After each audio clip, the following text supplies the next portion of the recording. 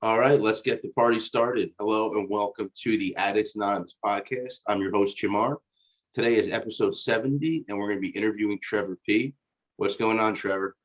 Just a beautiful Sunday morning. Blessed. Beautiful Sunday morning. Where are you from again?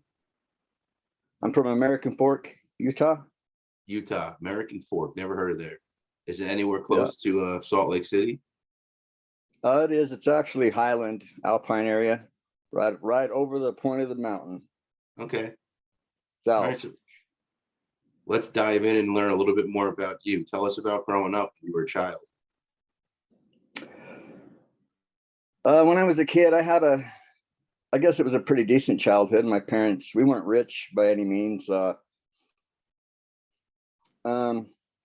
had severe buck teeth as a child. So I was extremely picked on and bullied, very hardcore until probably my sophomore year in high school. When I came back to school, the bullying stopped.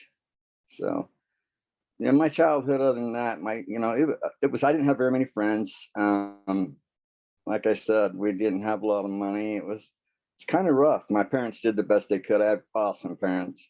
But as far as me as a child, I've got some pretty messed up memories, but What are some of so those it is. memories? Just getting beat up a lot, being scared to go to school, scared to go play, things like that.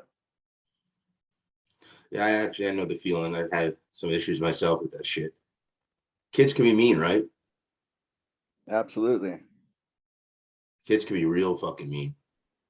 Absolutely. So you said you had awesome parents. Were they together your whole childhood? Yes, they were actually. They still are together, Oh, that's like awesome. 40 years. Yeah. So at what age did you ever first use drugs or alcohol? Alcohol, we used to steal it from a place called Weinerger's. So actually my theft career started fairly early too. And that was when I was in 7th grade. So, and I smoked weed throughout my junior high and took pills, things like that. Anything I get my hands off really to escape reality. And to think that I was gaining acceptance with my peers. I was pretty easily convinced to do things, coerced. What were you trying to escape? You said you kind of to escape reality or whatever. Was because you said you had pretty good parents. Was there anything in particular you were running from? Just the bullying, I didn't feel like I fit in ever. I was very socially awkward. Um, I tried really hard to fit in, and I think that is one of the underlying conditions of my addiction. Yeah, like I said, I faced a lot of the same issues, but not feeling part of the crowd is a big blow to the Yes, ego. it is. It absolutely is. The So who were you bullying first? stopped. What's that? No, you go first. I'm sorry. I said bullying stopped when I became a junior in high school over the summer of, between my sophomore and junior year. I grew up. So then the problems with I simultaneously came back and got in many fights in school. Those people that bullied me, I was getting kicked out of school every other week. It seemed like, not really, but a lot for fighting. So once you grew up, you started taking out your aggression on your people that Those were that, abusing yeah, you. yes, yeah. What did your parents say about this? Because you said you're getting thrown out of school a lot. Um, they didn't like it really. My mother, I remember her having me make her a promise that I wouldn't fight anymore. And I remember when I was in school, after I'd made that promise to my mom, another kid came up to me and we got in a confrontation in the lunchroom, and he hit me in the forehead, and it had an impression of a D on his ring or something. I don't know what it meant, but I went home and I had this big goose egg on my head, and my dad was, what happened? I told my dad, and he said, well, do you want me to call his dad and have him be in the backyard? Like, To but fight? my dad was the type that he didn't like me fighting, but I better win, Huh. you know, strange. Yeah.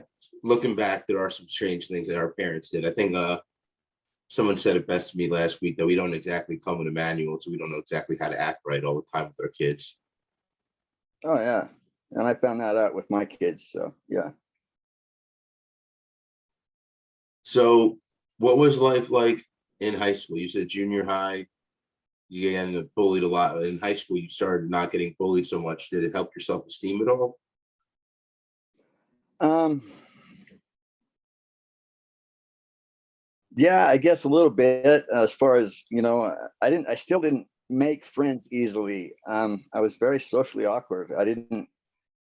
We moved from when I was in my junior year, I spent in Clearfield High School, and then we moved down to American Fork later. And so I had a new group of people around me, but that was very cliquey too. You had all the kids from Highland, Alpine. There's a lot of money there. We didn't have a lot of money, so I didn't like have the nicest clothes I wanted, things like that. And so I didn't like going to school. I slept a lot.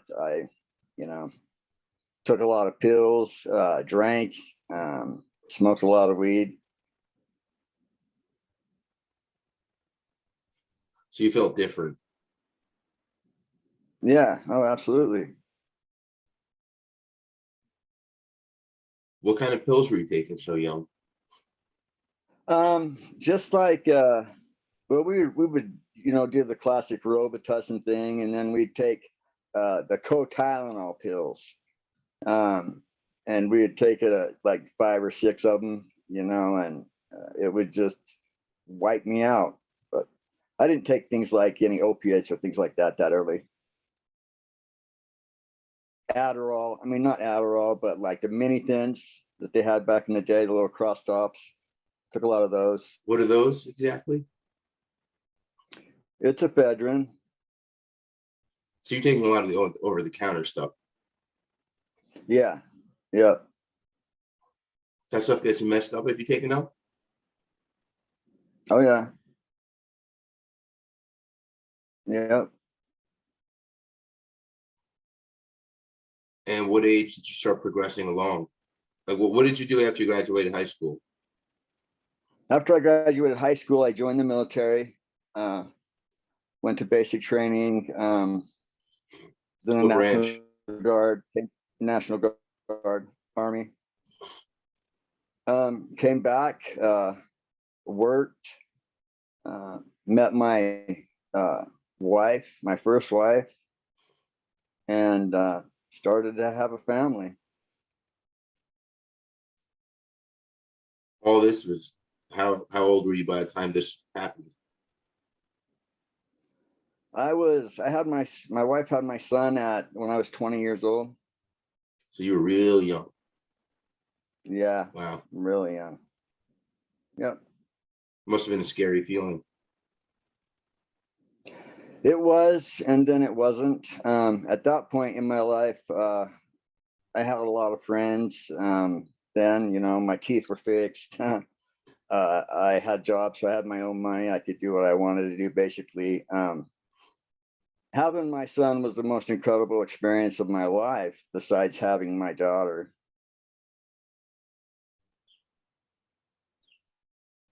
I really wasn't. I was nervous, but I really embraced it. I loved having a son. Every father wants a son. Like I said, until my daughter was born, and then I had 2 more daughters after that, and they all had me wrapped around their finger. So, Did it make you clean yourself up having this kid? um, no, I still drank a lot. Still smoked pot on occasion. I got in a car accident in 1995, and that's where my addiction began with opioids. How old were you when this happened? Oxycontin. What's that? How old were you? You said it was 1995. Yeah, 94, 95 in that area. How old were you at that time? I don't know what, 25, 26. And what kind of accident? What happened? I went down, I was living in Springville, and I went down to, they had a Partyland video store on Main Street, and I pulled in front of it like everybody does and got out to get my video for the family, came back, jumped in my truck, started it up, and a guy hit me doing almost 100 miles an hour, boom, from behind. He went into insulin shock, insulin coma. Oh, and he just passed out on the wheel and was going that. Yeah. Did you get hurt? Yeah, I did. My L5-S1 was ruptured, still is. I haven't had surgery on it, but yeah. And that's when you said you were prescribed painkillers. Yeah, yeah, Lortab at first, and then once I grew accustomed to that, I talked my way into OxyContin and off to the races for about 25 years or 20 years. In the very beginning, were you abusing them from the beginning, or did it progress? No, yes, from the beginning, I abused them right off the bat. I can remember I had, I was being prescribed Lortabs from a certain doctor, and he prescribed me. Also, I told him that they weren't working, which they were. They would take the pain away, but I wanted to get higher, feel differently. And so he prescribed me OxyContin 10 milligrams. And I had like 90 of them sitting up in the cupboard forever. Well, I ran out of my prescription of Lortab, and I remember taking 2 of the 10 milligrams and smashing them up with the hammer and putting them in a glass of water, mixing it up and drinking it. And within 5-10 minutes, that was the top of the world feeling for me. I wanted to live there. Never heard of anyone smashing it up and drinking it like that. Crazy. Yeah. It was crazy. That's for sure. Then doctor shopping, many years of opiates, and Adderall became a factor at that time as well. So not the hardcore drugs until I'd already lost my family, my house, and everything else. Then I started doing other shit. Tell us about the progression to where you started and then when you started losing things. At first, I would only take my pills or get high on the weekends. I was working at Geneva Steel to play a steel plant that they had in Orem at the time. And on my days off, that's, the Friday night would come and I would go ahead and get loaded on my pills and then have some beers, have some friends over, whatever. And then that progressed to a daily thing. And then, we bought a house in 1998 in Spanish Fork, bought our first home. I believe it was 98, might have been 97, but my kids, everybody was excited to have a house and stuff. We lived in a trailer park earlier, but we had a really nice home now. And it took me less than a year to lose it and to get divorced because of my addiction. So how was your pretty fucking quick? pretty fucking quick. So how, when you first started, how did it affect you? Like on a whole, how were you at work? Did it slow you down? Did it make you better, do you think? No, it didn't slow me down at work, I don't think, because Geneva Steel was a different place. Numerous people, numerous of the other employees, my peers, would use drugs as well. I don't think it slowed me down, but that's what an addict never thinks, that it's messing them up. But obviously, I never lost my job over it. I never failed a UA or anything like that. Geneva finally went they sold the plant and shut it down. So So how long exactly was it before you were going off the rails? Was it a month? Was it a year? I mean, I know you said it was pretty quick. from when I first got prescribed opiates, when I was off the rail, was probably like, it probably took a good 5 months to where I was running out of my pills, lying to my doctors, doctor shopping, stealing pills from my parents, my sisters, my friends. Yeah, I was off the hook, bro, off the hook. How did you do your doctor shopping? Um, word of mouth, or else I would just go to an urgent care clinic or the emergency room. A lot of times I would go there. And then I started making my own prescriptions too, as well. And How'd you then do that? how'd I do that? Yeah. I had a computer program. I'm a Microsoft certified systems engineer. I did that back in 1999, 2000, when Geneva shut down. They sent us to school. So I was pretty smart on computers. I just make my own prescriptions and forge them, the DEA numbers, everything. Really? Yeah, I'd sell them. I sold a lot of prescriptions of OxyContin to people, just to paper, till I got caught doing it. So doctor shopping, how many, I guess they went by bottles. How many bottles you think you were getting like weekly? I was going through probably, I don't know, 200 pills a month. So, but they were, 40 milligram OxyContins. That's a lot. Yeah, that's a big one. Yeah, I think the ones I used to yeah. take were 25 or 30. They make them in 20s. They don't make OxyContin anymore. They make the Roxys or whatever they're called. But Yeah, the little OxyContin blue used to ones. go all the way up. Huh? The little blue ones, 30 milligram, Little if I'm blue not ones. mistaken. Yeah, those are 30 milligram Roxys. They call them Roxidone. Same thing. Yeah, that's what I used to get from my friends. I had an issue too, Yeah. but I had friends that would go doctor shopping and he would just go to every doctor and he already had a back issue. So he would just let them look at his back and he technically had an issue. And this is before they kept track of Yeah. everything through computers. Well, I know that my Doppel report, back then they still kept track. There's a public website that the doctors can go to and see everything, every prescription you've ever got. Really? And yeah, it's called a Doppel. Mine was like 4 to 5 pages long. Usually they're like right now, my Doppel report will probably have, in the past 3 years, it would probably have 2 lines, not 5 pages worth of things.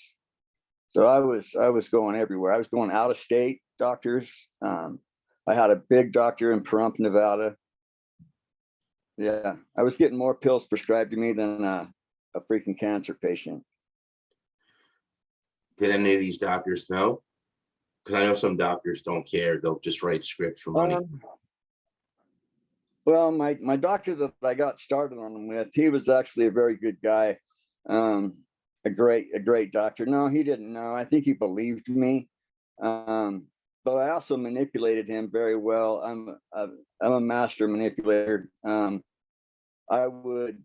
befriended him. I would go to church with him and his family on Sundays when I was out of pills, so I could like, hey, look, I'm going to church with you. Look, I know God, he knows me. So, and then after the service, I would tell him, oh yeah, hey, I ran out of my script early. Do you think you could? And he would obviously write another one for me. The things we do. Craziness. That's only the beginning of the shit, the craziness of my addictive career. So tell us about the crazy shit. Tell us about it. Want to hear about the crazy shit. I started on heroin after I lost my family. I began dating a girl that was much younger than me. Well, she was 21, but at this time I was almost, 30. Well, take a step back before that. How did you lose the family? My drug addiction, I was out of control with that. I was having an affair with the neighbor. Yeah, that'll do it quick. Yes, I'm sure that will. Yeah. So the missus walked out on you and took the kids? Um, Actually, no, I asked for the divorce. Yes. She took the kids and went to her mom's. Yeah. And I stayed in the house as much as I could, and I worked and had my kids on the weekend, blah, blah, blah, until I just gave up the house because at this point, my addiction had caught up with me and I couldn't keep a job to save my ass. So I lost the house.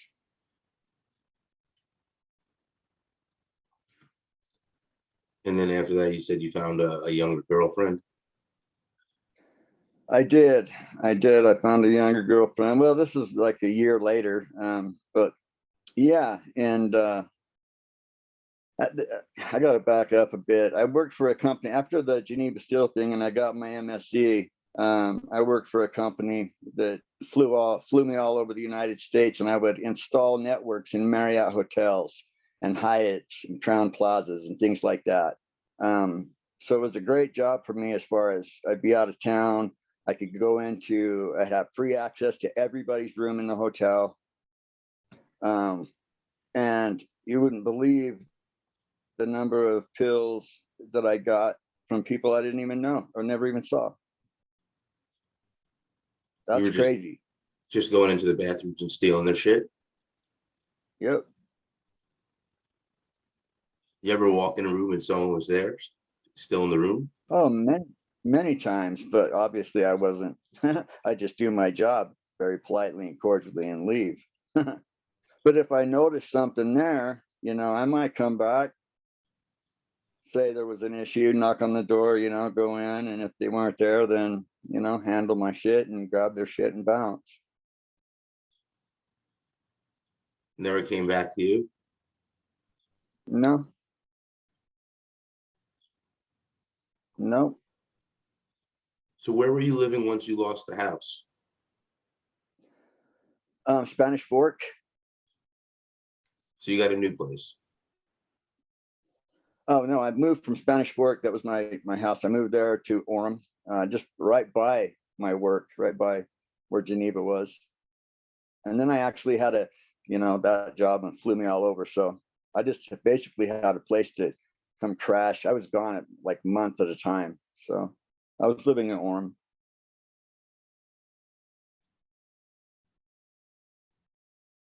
Were you by yourself? Was it an apartment, a house? What was the living situation?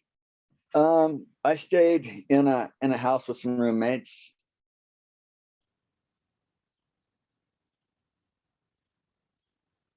Were you the only one getting high in the house, or Yeah.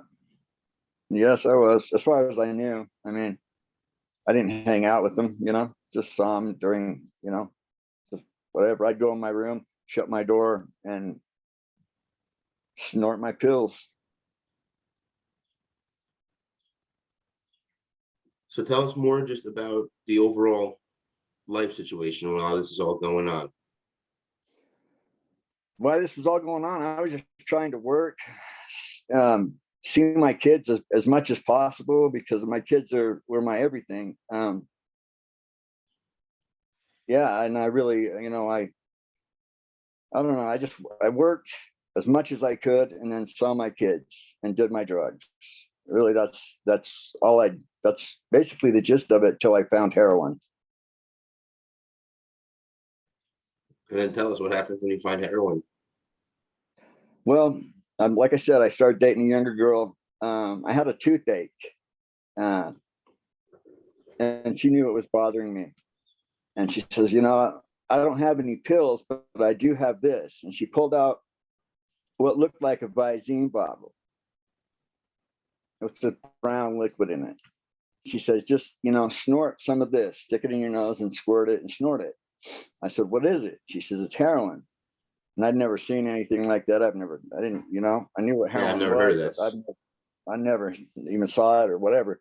So I did. I took it and I snorted it up my nose, and bam, wow, there it is. I knew I started buying balloons. At this point, I wasn't employed. What's a I was just balloon? mooching off friends' balloons, $10 balloons. Just come up to Salt Lake in the cartel. You'd find you a runner, and that's how I bought my heroin. So one balloon would last me like a week. I'd put it in that little Visine bottle, just take a little snort here and there. By the end of 2 months, I was going through 10 balloons almost a day, So you were like spraying it like a like a nasal liquid? spray. It is liquid. I take the Visine bottle, I get rid of all the shit out of it, the actual products, and then I fill it up, rinse it out with water, fill it up with water, and I put my balloon, unwrap my balloon and drop my balls of heroin in it, shake it up, wait till it all dissolves, and then, I mean, it's pretty basic, but I have never heard of that before. yeah, that's how I started heroin. So you said that's when shit went down. Like what happened in your life that changed? It did. I started stealing from my roommates. I started just really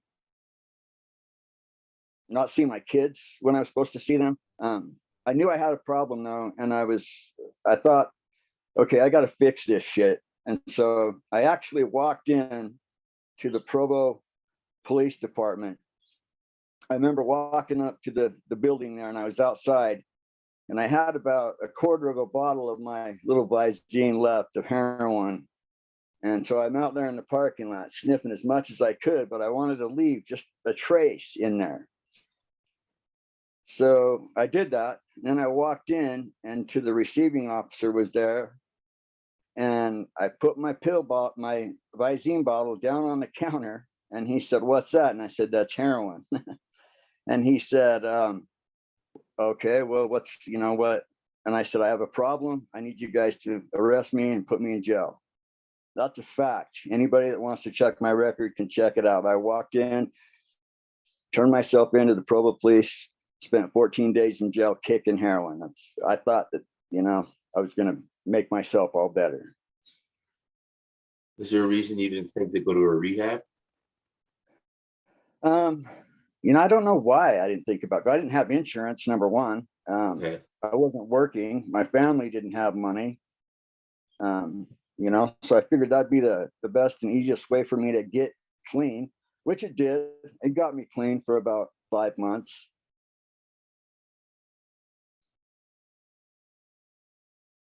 It's an interesting story. So you stayed clean for 5 months. What did things get in those 5 months? Was things better for you? Yeah, they were actually. I was able to find a job. I was paying my bills, my rent. Starting to see my kids again. Yeah, they were going better for me until I had a doctor prescribe me Ultram, which he said was a non-narcotic, but it is morphine based. So I took 5 of those instead of the one I was supposed to take, and then I was right back on my pills. What were the name of the pills again?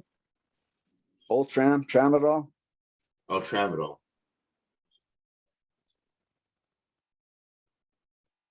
So this time, did you go back on pills or did you go straight back to Yeah, heroin?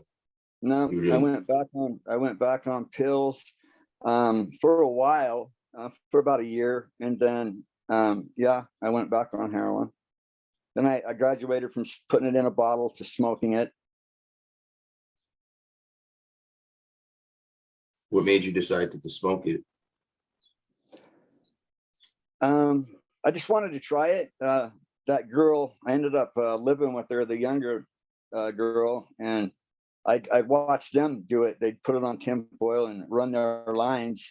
And I just asked, hey, let me try that once. And so I did. I tried it. And then, yeah, I went through all my paychecks, pawned all my shit.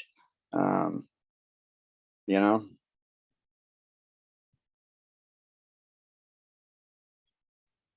but then, and then I remember thinking with that, I see people that or hear people that use needles, or once in a while I'd seen somebody that would use a needle, and I'd think that is so nasty. That is just trash. I would never use a needle. Those people are just hardcore addicts. They've really got a fucking problem. I'm not like that. And it wasn't till I was homeless that I started using needles in North Dakota. But it wasn't, I ended up using a needle, becoming an IV user of meth, heroin, and cocaine.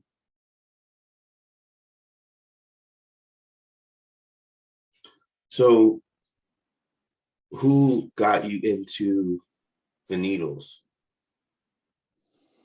I What was was the actually progression? I mean, working first of all, I guess my first question is, you said you started smoking it. How long did you smoke it before you switched over?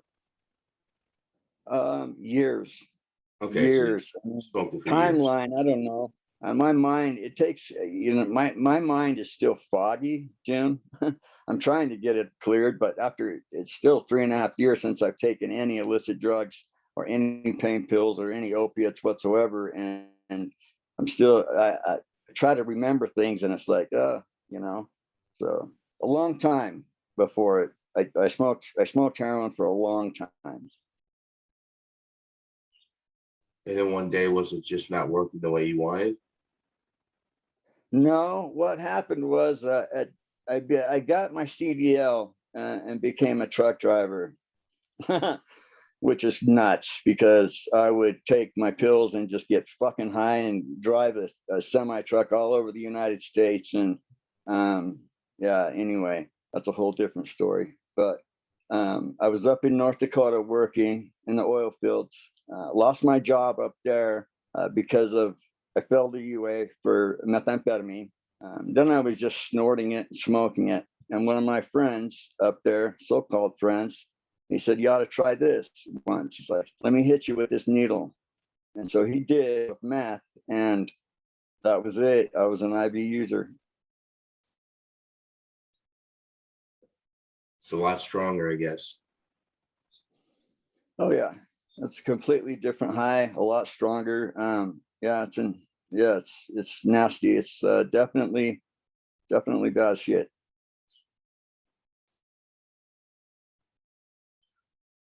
So how did you handle your job and your life once you went back onto the drugs? How was it I this didn't time have. around? I had lost my job. I was homeless, living in North Dakota. Uh, and I actually found a guy that was squatting in a trailer on the Indian reservation there, the Three Tribes reservation, and they. I started selling meth up there and doing things like that to get my drugs and stuff. But I was just a complete mess, bro. Complete mess. So you lived in an abandoned trailer? Yep, in an abandoned trailer house up there. Yeah, just me and this other guy. Was And there then he would get electricity? mad. Is there what? Was there electricity in the house? Oh yeah, he paid the bills. It was the deal was with the trailer. It was when the oil fields were up there. It was used in the oil fields as a like a dispatch trailer, a corporate trailer. This is where they had their offices and stuff. So when that company left, he kind of took it over. Gotcha. So we had lights, we had water, until he got arrested, and then the water got shut off, the lights got shut off because I didn't have a fucking job.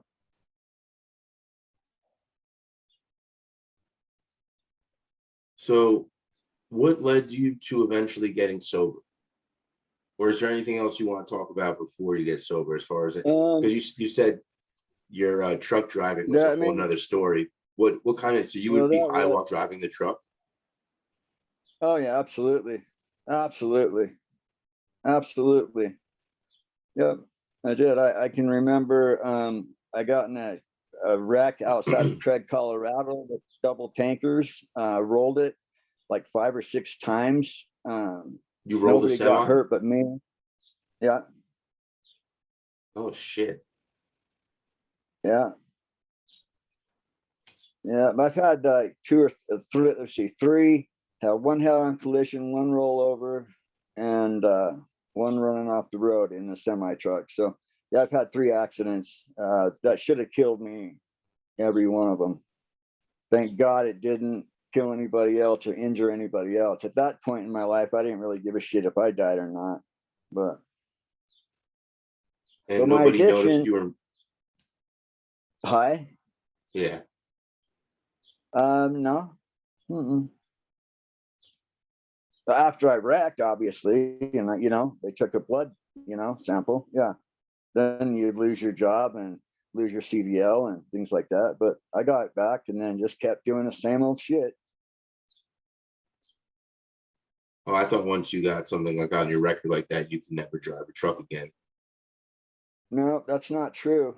It used to. I don't know if it is like that today, but I know several people. When it's happened to me, it's a long process to get it back. You have to go through counseling. You have to go through some type of rehab, and then you can get it back. Gotcha. But I lost mine. I don't care to get it back. I was homeless in North Dakota. I ended up meeting a girl there that was actually a police officer. And she had a Roxy habit similar to what you had, except for she had a severe one. She was going through it. Her habit was $1,000 a day. Oh my God. I had to get out. Yeah, I had to get out of North Dakota because I was living on the tribal land. Weird shit was going on. We were buying meth from, the natives up there. Well, then they didn't like it because the racial shit got involved. And they started harassing me. So I felt like my life was in danger. I had to get out of there. So I took this chick would give me $1,000 every day. She'd come home from work, give me $1,000. I don't know where she got it from. I suspect that she stole it from people or whatever, but she'd send me every day to Minot, North Dakota to buy pills for her. And so one day I decided I needed to get back to Utah because I felt like my life was in danger up there. I stole $1,000, stole a service pistol on her truck, and bounced to Utah. Oh shit. Why'd you take the pistol? Just protection. I don't know. I was a junkie, something of value.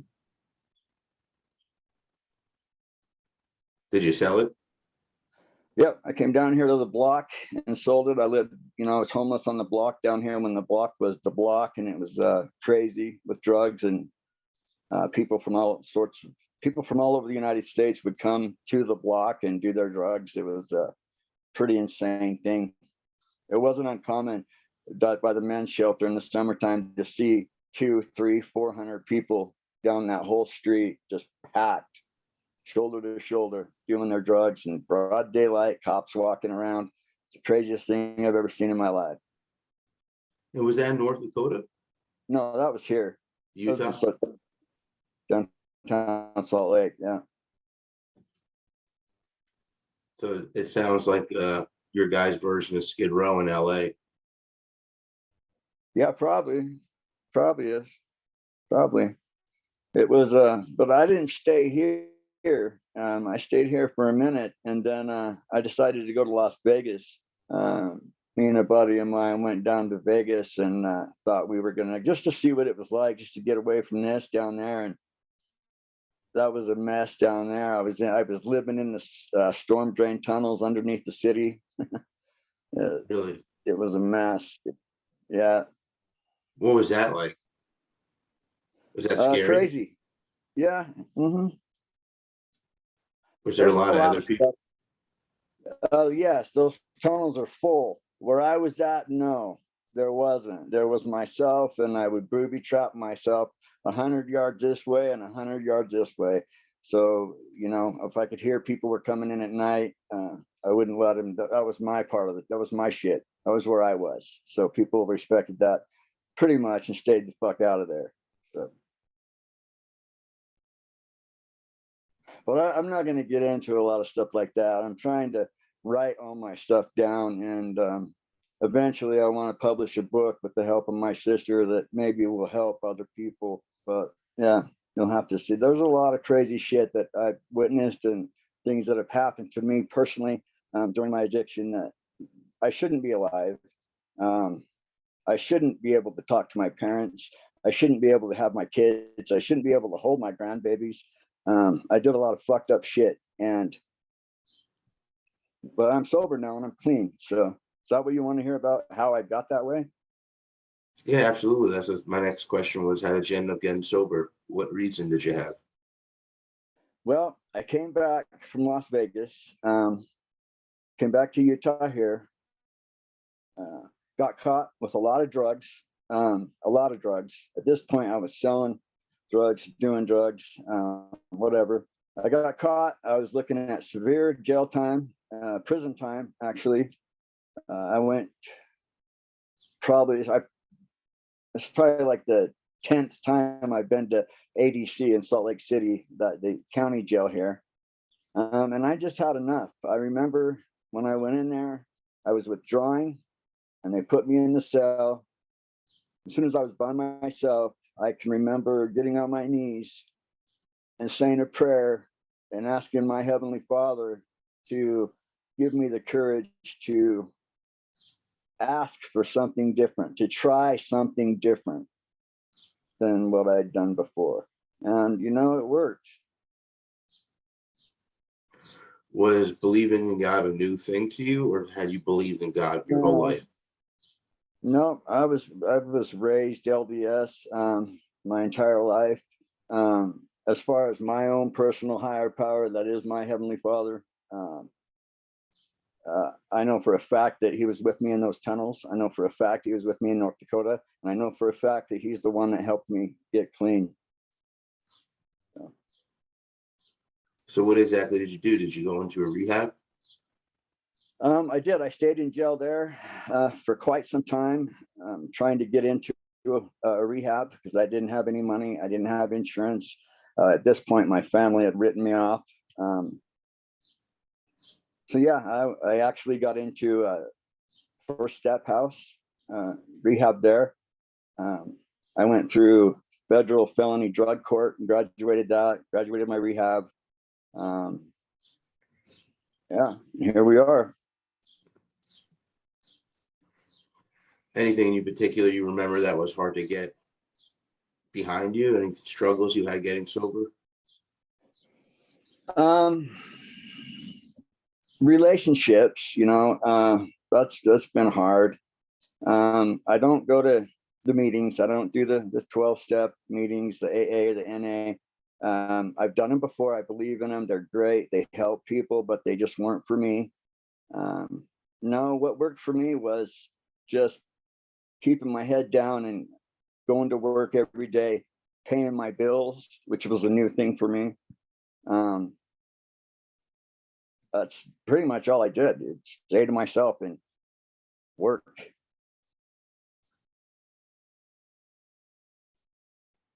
Seems like it's pretty simple.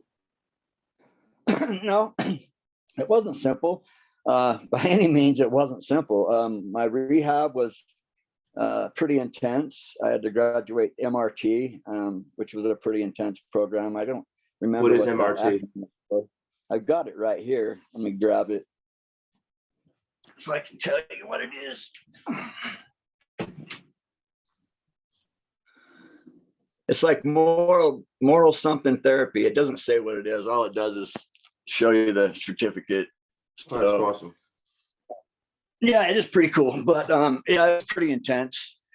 And then drug court, that was very intense. I had Judge Skanky. He's a no tolerant judge. I remember I did like 190 something UAs in 1 year.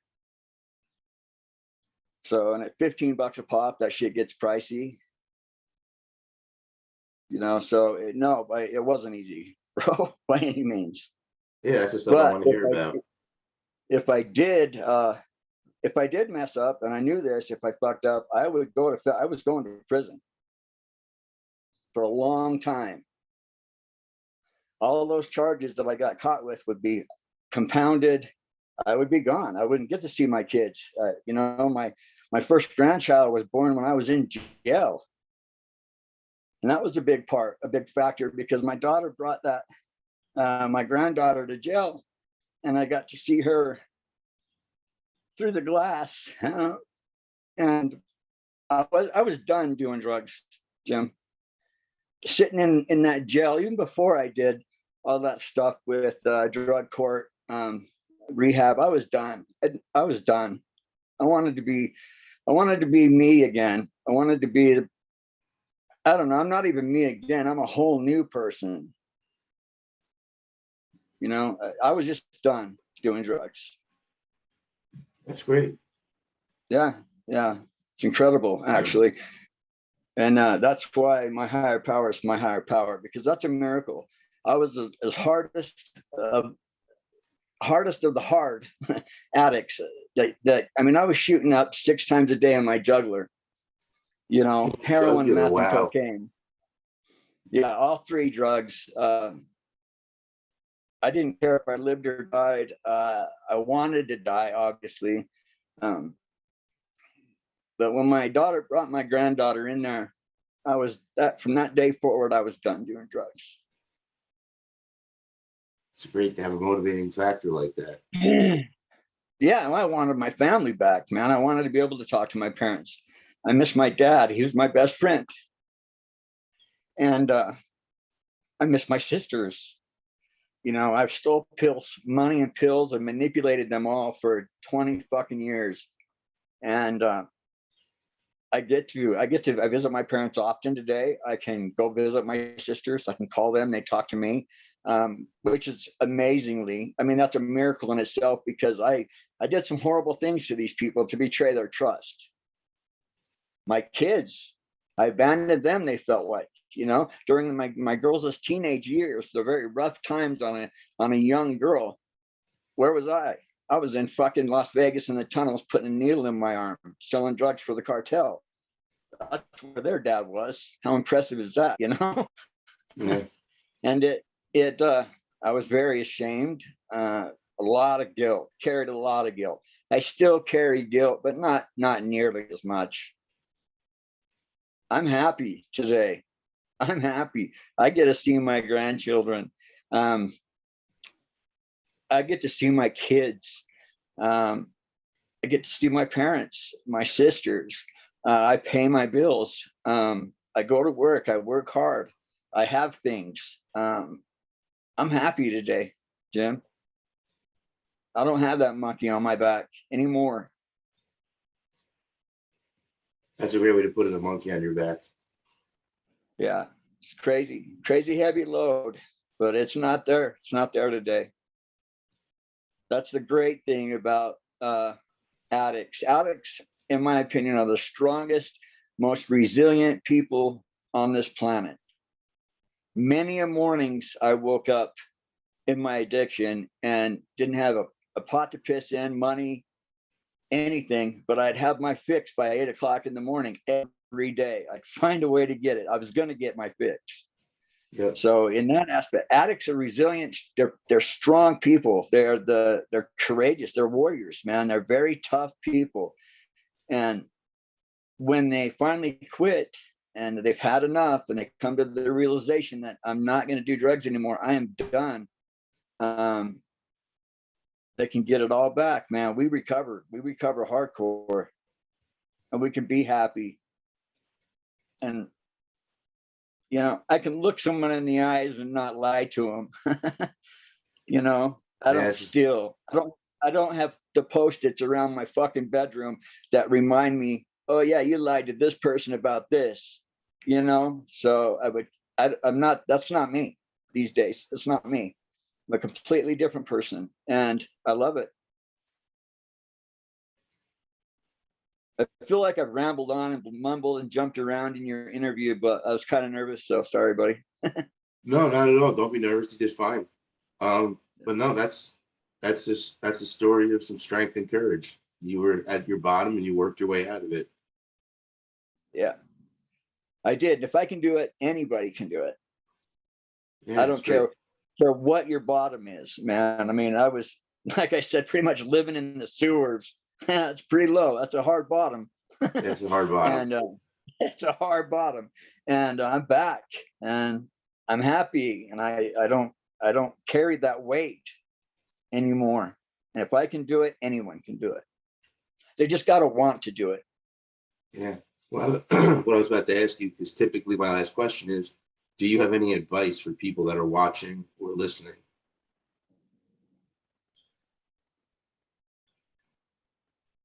I would say my advice would be, if you're ready to quit and you're tired of being sick and tired, to find your higher power, whatever that may be, whatever it may be, and hang on to it, grab it, grab hold of it, trust in it. And it's not easy. It's going to be hard. You're going to wonder where am I going to sleep? Where's my house? Where am I going to eat? How am I going to get to work? How am I going to do this? How am I going to do that? It all works itself out if you truly believe and you truly want to quit and you truly want to not have that weight on your back anymore. You can recover and you can change. It is possible. It is possible. It's not easy, but it's possible. Well, I just want to thank you for doing the podcast today. You're welcome, Jim. Is there anything else you'd like to add? No, just God bless you all, and peace and love to everyone. Peace and love right back at you. So Thanks. I just want to thank everyone for watching and listening. If you like what you heard, go below, give us a like. Also subscribe to the channel. You'll get updated when we upload new videos weekly. Also check us out on Instagram and Twitter. If you go to our Facebook group page, you can go to the events tab, and there you can see when we do daily Zoom meetings. It'll give you all the Zoom information to get you logged in. That's all we have for today, and until next time.